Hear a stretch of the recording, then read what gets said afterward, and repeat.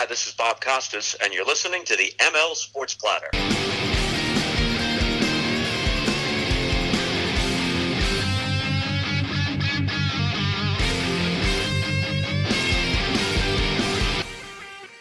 It's the ML Sports Platter, back with you all over the major platforms. Download, subscribe, leave feedback, and a 5-star review. You can hit me on Twitter at Mike L Sports.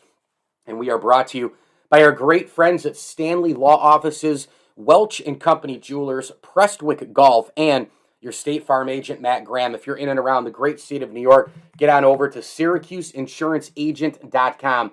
That's SyracuseInsuranceAgent.com. Unbelievable rate drops and free rate quotes are available. Home, auto, life, business, health, you name it. Get over there, SyracuseInsuranceAgent.com. Also, a tip of the cap thank you to the Swan and Whitaker families, as well as Bryant and Stratton College of Syracuse. It is out, major bookstores, online where books are sold. It is called Loserville, How Professional Sports Remade Atlanta and How Atlanta Remade Professional Sports. Clayton Trutor joins us on the program now, at Clayton Trutor. That's at Clayton, Trutor. Clayton, congrats, and welcome aboard.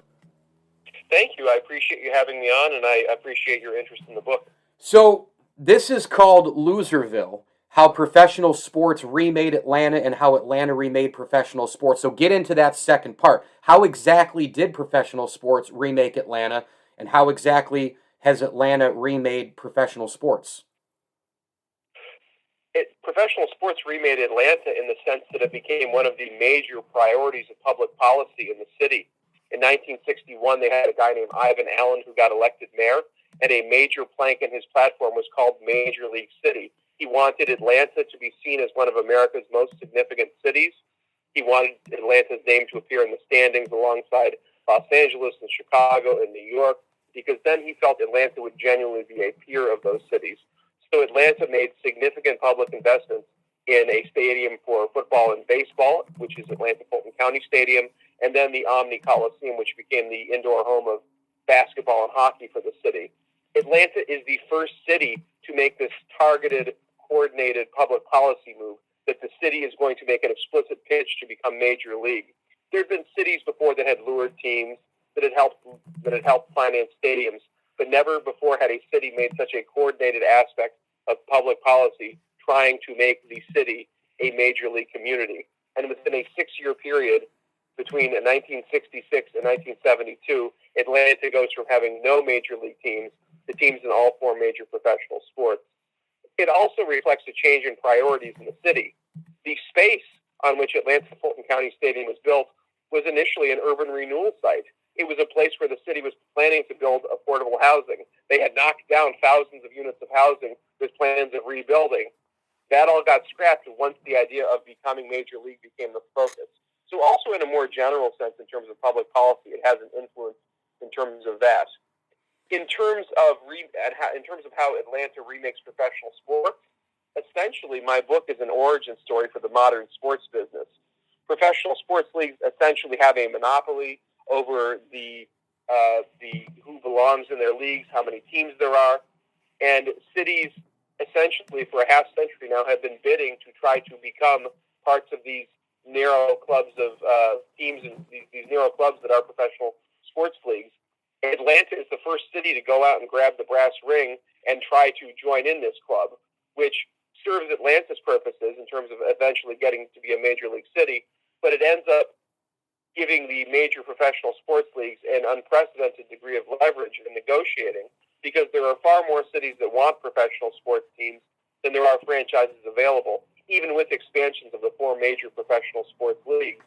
So Atlanta proves to the NFL, MLB, the NBA, and the NHL that there are cities that are willing to go to the mat to finance pro sports stadiums and entice teams to come to their cities. So how much of that early, everything, one thing leads to the next always in everything. How much of that remaking and introducing, Atlanta as a powerhouse pro sports town, how much of all of that led to the thought about the Olympics in '96, right? And did some movement over a 5 to 8 year period, Clayton, did that really help spark the introduction of, hey, we could host an Olympics here? Absolutely. I would say that the Atlanta Olympic push in the late 80s, early 90s, which leads to the 96 Olympics in Atlanta, is essentially the next generation of civic leaders looking to make their stamp on the city. The leaders for the 60s and 70s had made Atlanta a major league city. This new generation, you can also see it in the way the city changed its motto. In the 60s, Atlanta's motto was "the city too busy to hate." By the late 80s, they were pitching themselves as the world's next great international city. So Atlanta had its sights set overseas at that time period. Keep in mind, this is also the era in which CNN had become a major global player. The Atlanta airport had all these airlines sending planes all over the world, most notably Delta. So Atlanta had this global vision for itself that had emerged in this time period. And the Olympics are an extension of that. We pushed to bring the Olympics to the city. So it's certainly a product of what happened in an earlier generation. And the building of what becomes Turner Field was initially the Olympic Stadium, and then the building of the Phillips Arena, now State Farm Arena. Those essentially are a product of this new civic energy that emerges in the 90s. Where do you consider Atlanta now as a pro sports town? Is it top echelon, middle echelon? Is it bottom? Where is it right now? Well, it's certainly not Loserville anymore. The title is meant to evoke the particular time and place of the book in the 60s and 70s, sure, when Atlanta's teams out-of-the-box struggle on the field and struggle at the box office. I think Atlanta's probably, I would call it kind of an upper-middle-class sports town at this time. Yep. The Braves certainly had 2 decades of sustained success, and that has certainly reemerged in recent years. The Hawks have been very strong of late, and the Falcons have certainly had their time in recent decades. What's really changed in terms of Atlanta sports is the team ownership improved dramatically beginning in the mid-1970s. Until that time period, you had the Braves were owned by essentially a conglomerate of Chicago businessmen. You had the Hawks and Flames were owned by Tom Cousins, who was a major real estate developer, but this was really a secondary part of his empire. So he's not day-to-day that involved with those operations. And finally, with the Falcons, you have a guy named Rankin Smith who buys the team, who's a very successful insurance salesman, but has almost no experience in the football business. And he relies very heavily on people in his insurance company to play prominent roles in a football organization, and that goes about as well as you would expect. With the move towards Turner owning both the Braves and the Hawks, the Flames end up leaving town, and particularly with the Falcons, with Arthur Blank taking over, they have more of a conventional corporate apparatus for running the Falcons now, relative to the kind of mom-and-pop operation they were in earlier years. So as ownership evolved for those franchises, they became certainly stronger. And Atlanta's a very large market. It's not just really the 6 million people in metropolitan Atlanta. Atlanta is the hub of the southeastern media region and has an influence well beyond the borders of its metropolitan area. So at one point, Madison Square Garden of the Southeast, huh? That's what it was called. Well, that's how they envisioned it. Yes, they wanted it to be the centerpiece, almost like a center of gravity for events in the region. So Tom Cousins, Carl Sanders, the guys who get the Hawks going, they're as much interested in building this arena for the sake of having this gathering spot in the center of Atlanta as they are in bringing in pro basketball and later pro hockey. It becomes a site where they have religious revivals, concerts, other kind of major public events. In 1988, the Democratic National Convention is there. So they end up bringing a bunch of events there. It doesn't exactly become the Madison Square Garden of the Southeast. Their vision for it, their aspirations are greater than what it actually becomes. In many ways, downtown Atlanta suffers from the problem a lot of downtowns suffer from, that there's a lot of these big structures in a downtown that people drive to for an event and then drive out when the event is done. The Omni was very, I guess you'd call it, inward-oriented. The events that happened there essentially happened just at the building and its immediate environs. It didn't really bring a vibrancy to downtown as its creators had anticipated. What do you hope people say about the book when they get done with it? I hope they see that Atlanta essentially pioneered the way that cities have now approached seeking out professional sports franchises. And I think secondarily, I hope that people see that simply because you go out and get teams, that doesn't mean that the public is going to necessarily embrace them. It doesn't mean necessarily that the team is going to be successful. Pro sports is a very specific business, a more difficult one to run than I think a lot of people who are successful in other businesses realize. What do you equate to, I guess, the business decisions? What do you equate to the Olympics looking back now, what, oh my God, 25 years ago, right? Quarter century, yeah. Yeah. When you look at that time and those business decisions that got the Olympics, is there discussions, were there discussions of, hey, we're going to try to keep replicating these kinds of things through, the Ted Turners and the business pioneers and all that? Like, was there anything equated then that has kind of gone on through time here off of the Olympic decision, the business decision, the model? Is there another model for 25 years since the Olympics, I guess is what I'm trying to ask. I think so, yes. I mean, if you look at what happened with the next generation of stadiums, which have recently been built, the SunTrust or Truist Park, I guess they call it now, in Cobb County, and then also Mercedes-Benz, the home of the Falcons and the Atlanta United, you see a transformation that's happened in the way the stadiums get financed. Over time, I would say Atlanta got smarter in terms of the public financing of stadiums. Early on, the Atlanta-Fulton County Stadium was paid for with a property tax. Almost no stadiums are being paid for with property taxes anymore. The taxpayers were on the hook for the entire thing. Mercedes-Benz, the new stadium where the Falcons play, Arthur Blank ended up contributing more than half of the money towards that project. They sold the naming rights for several $100 million, which also took out some of the public chunk of the paying that bill as well. So this was a very different kind of financing operation than the earlier stadiums were, which were almost exclusively publicly financed through a tax which is going to directly impact everybody. Atlanta and many other cities have gotten smarter about the way they do taxes for stadiums, having hotel tax, having meal taxes, having rental car taxes, very much presenting it as out-of-towners, visitors are the ones paying the bill for the stadium. And Atlanta has followed suit in that regard. In the sense of the stadium out in Cobb County, that happened basically in secret. A special taxing district in Cobb County, which consisted of a business consortium, essentially negotiated with the Braves to have a new stadium for them. And Atlanta basically said bye. They put a very token effort into trying to keep the Braves in town once it came to light that this Cobb County taxing district had agreed to finance a new stadium for the Braves. So I'd say the city of Atlanta has become more pragmatic with its decisions. It may sound odd, but the city leaders in Atlanta in the 1960s presented the idea of getting pro sports as being this very idealistic enterprise.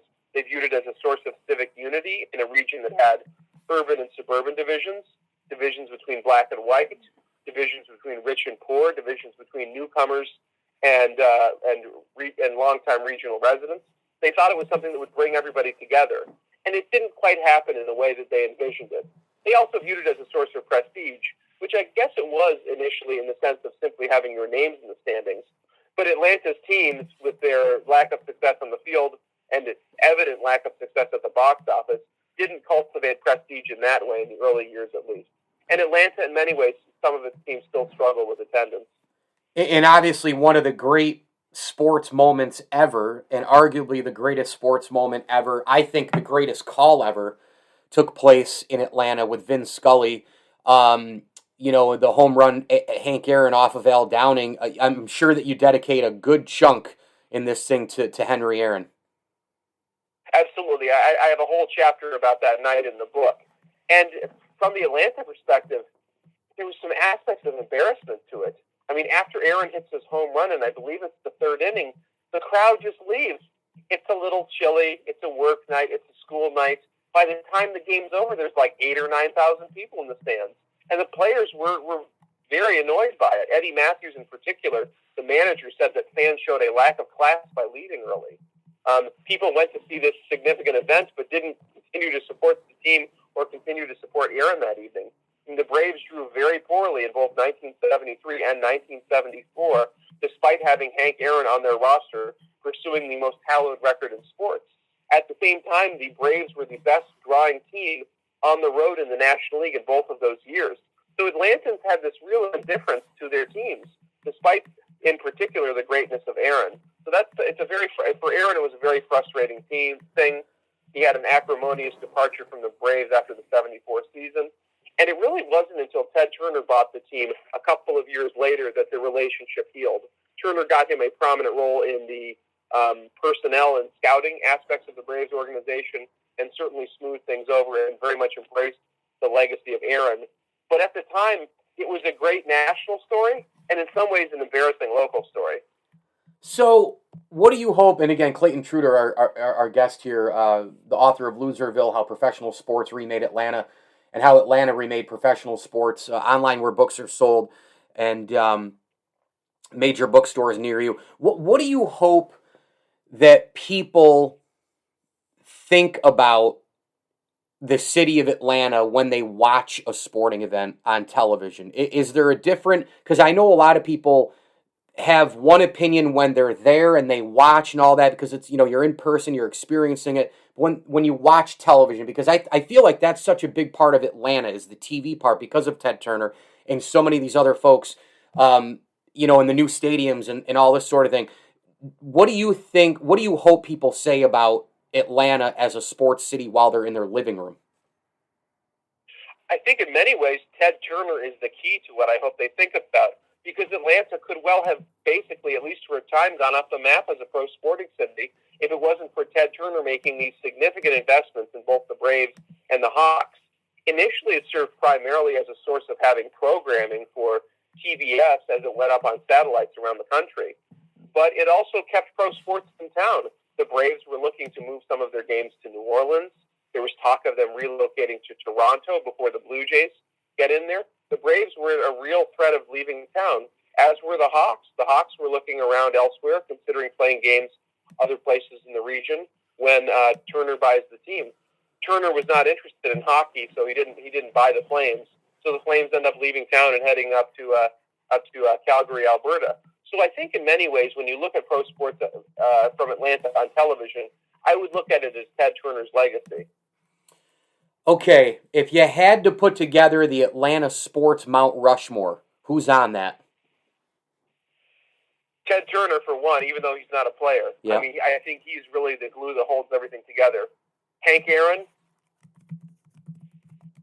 I think in a strange way, I would put Deion Sanders on there. Okay. And the reason why is I think he culturally, in many ways, makes Atlanta and its teams a much more attractive thing to young fans. He is the first athlete, I think, who really is strongly associated with hip-hop culture. And the Falcons jersey suddenly becomes the Black Falcons jersey becomes a very hot thing in the early 1990s. And he's a very popular attraction as a result of that. Yep. I think possibly maybe you put Dominique Wilkins in for the same reason. Yep. Because an issue Atlanta faced the team for many years was they had some suburban white support, relatively little support in the city from predominantly African American fans. But as the black middle class grew in Atlanta at the beginning of the 1980s, there was much more support of those teams. And for many African American fans, they identified with Dominique Wilkins, later identified with Deion Sanders. So I think in many ways he's the bridge to the next generation of pro sports in Atlanta. I guess I put Deion Sanders, the third guy on that Mount Rushmore, and I mean Dominique could fit very nicely on there too. I think he'd be a fine person to put there. I have a very soft spot for Tommy Novus, who I think belongs in the NFL Hall of Fame. Was one of the great linebackers of the 1960s and 1970s. I think he in some way exemplifies the time period which I've covered. He was essentially playing in anonymity as one of the NFL's best linebackers, sideline to sideline, making almost every single tackle for the Falcons, as they were a very bad team for much of the 60s and 70s. And he takes a lot of the media brunt for the Falcons being such a poor team in this time period, despite being one of the elite performers in the league during this time period. He's also the first Atlanta Falcon. He was the number one pick in the 1965 draft, was known as Mr. Falcon. And I think until his death a few years ago, and I was very lucky to get the chance to talk to him before he passed away for the book, he carried the legacy of the early years of Atlanta sports on his shoulder, like I think few other athletes did. So I guess that would be my Mount Rushmore. I'll tell you, when I was young and so into the NBA and those triple headers on Sunday and the NBC and the theme and the Jordan Bulls and the rivalries and oh my goodness, it was such an unbelievable time. And Dominique Wilkins was a big part of that. I mean, it was Jordan for me and Magic and Bird obviously a little bit before that. And from there it was probably, guys like Dominique, guys like Sean Kemp, because they were, well, his nickname was the human highlight reel, right? So, it was a lot of those guys that, they just captured you with their athleticism and the dunking and all that. And Wilkins, man alive, that time in the 80s, and 90s, Dominique was as good as it got, and he was as entertaining as anybody. I remember when Ken Griffey Jr. came on the scene, he was like the Michael Jordan of baseball, and it was almost like Dominique Wilkins he wasn't quite Jordan, but he was his own kind of highlight reel in and of itself because of how he did it, how he jumped, how he attacked the rim. He was really a unique, amazing, dynamic, exciting player. Absolutely. And the Hawks of that era are kind of sneakily the NBA's first global brand because Ted Turner sends the Hawks in the late 80s on a tour of the Soviet Union. Oh, wow. So Dominique, Spud Webb, Doc Rivers, all those guys play like 8 or 9 games in 1987, 1988 in the Soviet Union. So throughout Eastern Europe, the Hawks were incredibly popular, and Dominique Wilkins for a time was as popular as Michael Jordan there. So the NBA, which has done such a great job marketing itself around the globe, chapter 1 of that story is really Dominique Wilkins and the Hawks.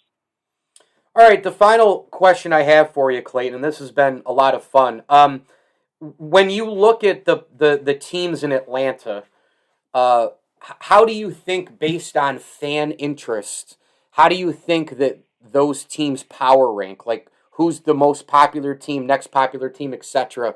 What's the power ranking look like of those teams? And really, you could almost involve college teams because Atlanta's such a huge college football town as well.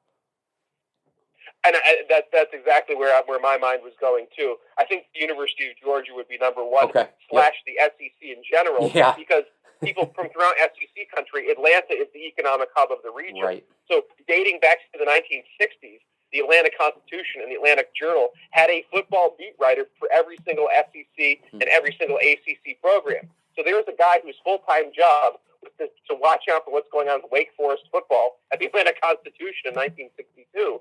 So it just shows how football crazy the region was. So I think collectively, college football, I would put number one. I think having the Hall of Fame there is part of it, too. I guess I would put the Braves number 2 at this point, in part just because of their steady success and their very broad regional appeal. You meet anybody from the Southeast, you're going to meet Braves fans. In part it's because of TBS, but in part because even before that, WSB, its predecessor in terms of covering the Braves, had essentially a 7 or 8 state media market that was basically uncontested between Washington, D.C. and then Texas. They had the Southeast almost entirely to themselves. I guess I would put the Falcons next, who are significantly more popular than they were in the 70s and the 80s.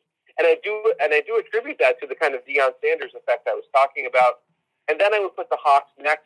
I think even though the NBA is popular in Atlanta, and they've certainly had an upsurge in recent years, I think it is a more niche activity. And I guess I would put Atlanta United with that because they've been so successful the last couple of years. Again, though, what I kind of wonder, though, is, I mean, they often will fill up Mercedes-Benz Stadium for big games. Is that essentially the extent of their fan base? Is the kind of person who's an Atlanta United fan more likely to go to the actual game? How large is their casual fan base? That's something that's a little unclear to me.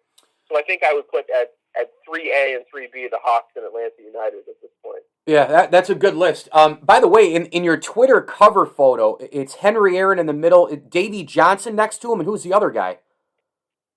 The other guy is Darrell Evans. Okay. Yep. In 1973, those guys all hit 40 home runs in the same season. That's okay. It was the first and only time that's ever happened on one roster. And that team only drew 750,000 people for a team of 3 guys who hit 40 home runs. You know what's incredible? I mean, it's crazy. You think about that, and you think about like the legends and greats of the game, and obviously things grow and populations, go, and TVs change a lot. The almighty dollars changed everything, of course. But I mean, Hank Aaron, you could argue, is the greatest player of all time, and that alone should draw 3 million fans. I mean, look at the way people are going nuts over Shohei Ohtani and youngsters and Fernando Tatis, and I'm going, give them some time. Let's see if they can last for a long time. Hank Aaron's he's lasted. He's already done it. He has 2,297 RBIs, the all-time leader there. In my book, he's still the all-time home run king. He's an immovable Mount Rushmore figure in baseball history. That's incredible. 750,000 fans. To me, 2-3 million people alone should go to the ballpark a year just to see a guy like Hank Aaron, someone that grand, someone that great all time, They were the second worst drawing team in the National League that year. Wow. And I go into detail why I think that was the case. Yeah. I mean, part of it is Atlanta is incredibly spread out. Even in that time period, it was spread over a massive number of counties. So if you drive into the center of Atlanta to go to work and then drive back, the idea of driving back in another 30 miles on a weeknight to bring your kid to see a ball game, that's not terribly appealing. Yeah. The summers in Atlanta playing outside in July and August, sweating it out in the stands at Atlanta Fulton County Stadium on a hot August afternoon or evening was not necessarily the most appealing thing to people in a region where there were wide opportunities for golf, for boating, for all kinds of outdoor activities. There's also the aspect of having so many transplants to the region. You go to any sporting event in Atlanta, you're going to see a lot of hats of New York and Chicago and Boston and Philadelphia teams, because so many people move there because of all the corporate jobs in Atlanta. So those people are not necessarily that committed to the city. I also argue in the book that because Atlanta had 60 years essentially as a big-time sports town before the big leagues ever got there, people developed intense interests in college football, in stock car racing, in professional wrestling, in all kinds of other in golf, in boating, that they were deeply committed to these things, and they didn't simply give them up just because they were pro sports teams in town. So I think having those two elements to the sporting fan base in Atlanta have also not served it well in terms of being one of the better drawing sports marketplaces. Well, go visit him online at ClaytonTrutor.com, on Twitter at Clayton Trutor. The book is out online, major bookstores where books are sold. Go get it.